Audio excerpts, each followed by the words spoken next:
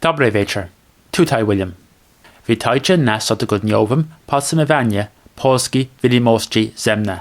William Murphy.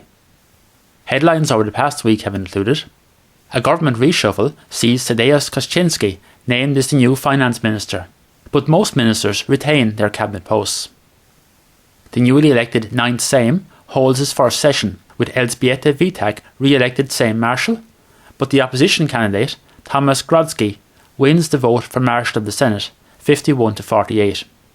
The Irish Supreme Court orders the extradition to Poland of Artur Selmer, and Poles at home and abroad celebrate November 11th as Independence Day.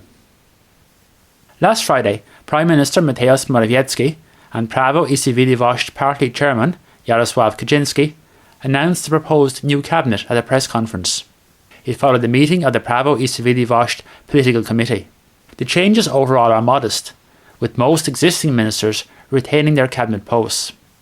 5 ministers, including the outgoing finance minister, Jacek Wyszynski, left the government, with 4 new appointees announced on Friday. The appointment of Tadeusz Kościński means Poland will now have its 4th finance minister this year. The Morawiecki cabinet has 3 deputy prime ministers: Piotr Gliński, Jarosław Gowin and Jacek Sasin.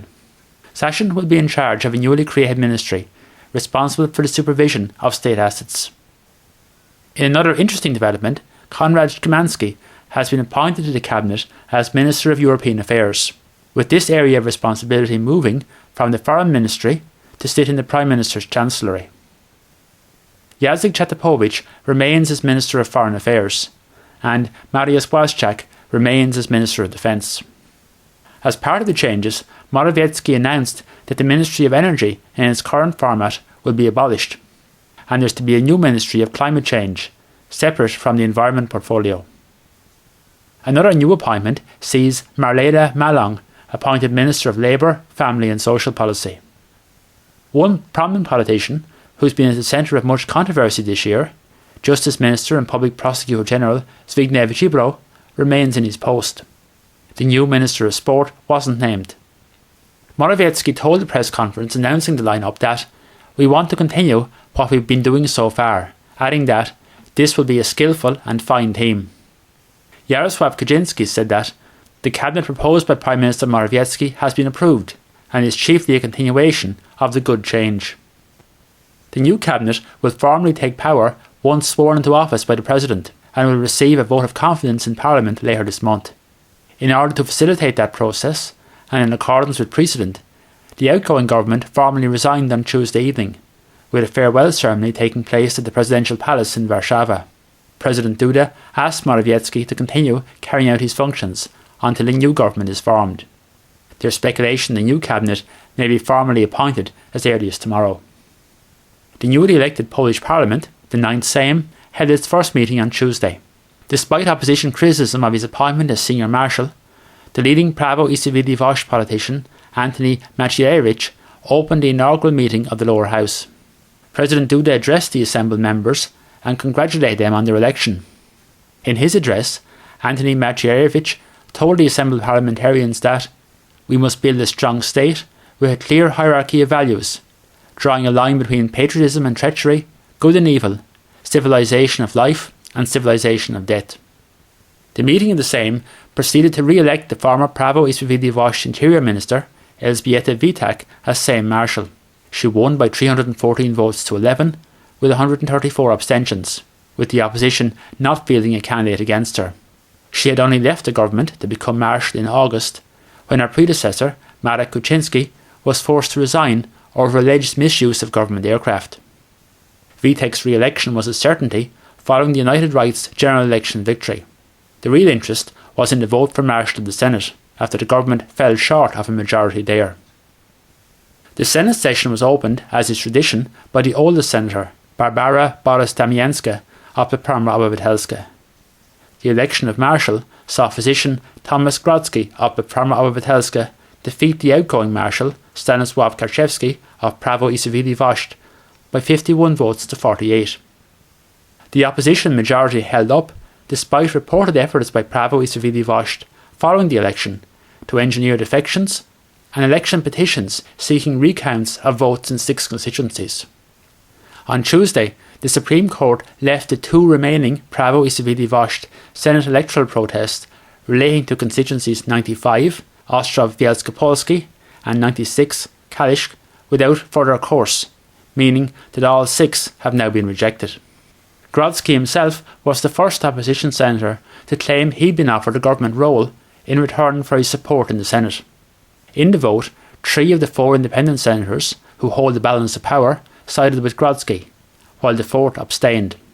The loss of control of the Senate, while a symbolic blow to the government, is unlikely to seriously hamper their legislative and policy agenda, given the ability of the United Right's absolute majority in the lower house to override reverses in the Senate. Prime Minister Morawiecki has written to the CEO of Netflix, requesting that the company make changes to a map shown in a new documentary series, The Devil Next Door, about the life of the Nazi concentration camp guard John Demjanjuk. The letter said that the map falsely placed several German Nazi concentration camps within modern-day Poland's borders.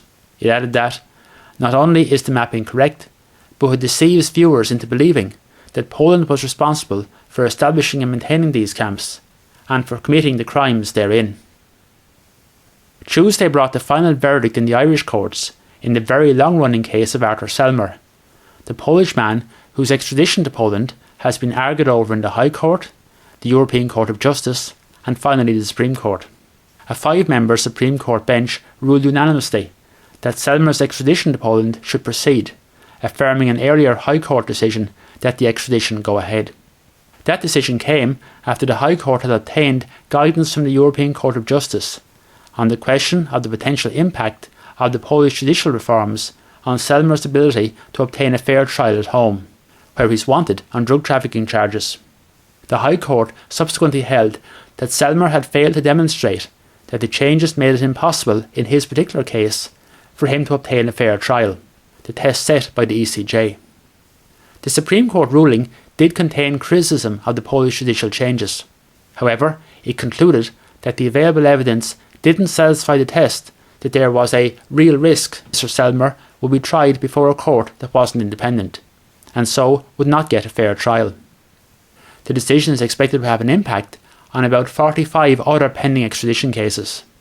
It should also bring to a conclusion a long-running saga which has made the Irish courts the focus of a wider argument between Poland and the European Union institutions over the impact of the judicial changes implemented by the Prawo i Sprawiedliwość government. A funeral service took place in Dublin last Friday for Monika Nawrat, the 30-year-old woman originally from Poland who died last month, 1 week after attempting to take her own life at the Docus Women's Prison. She had been unable to pay €100 in bail following an appearance at Trim District Court on a public order charge.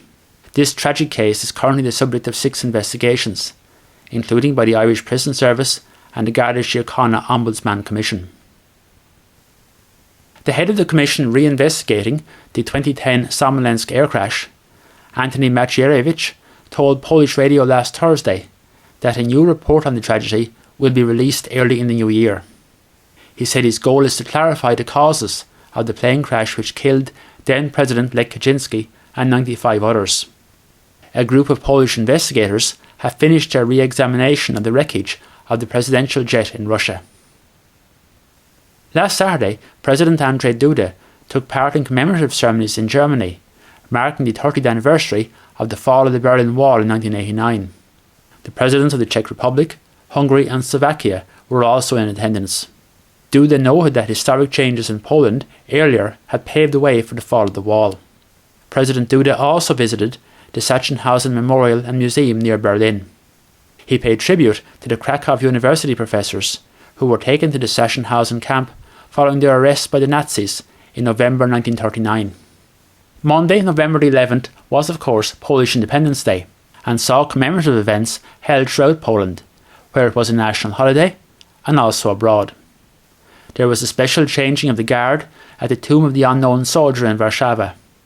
President Duda laid wreaths at monuments to Józef Piłsudski and other Polish independence leaders. Several events were held in Ireland, including a reception at the Royal College of Physicians in Dublin organised by the Polish Embassy, which saw an address by the new Polish ambassador to Ireland, Anna Sohanska, during which she reflected on Poland's struggle to regain her independence, and on the achievements of present-day Poland, both domestically and overseas. To wszystko na ten tydzień. Zapraszam na kolejne podsumowanie za tydzień o tym samym proje. Dobranoc.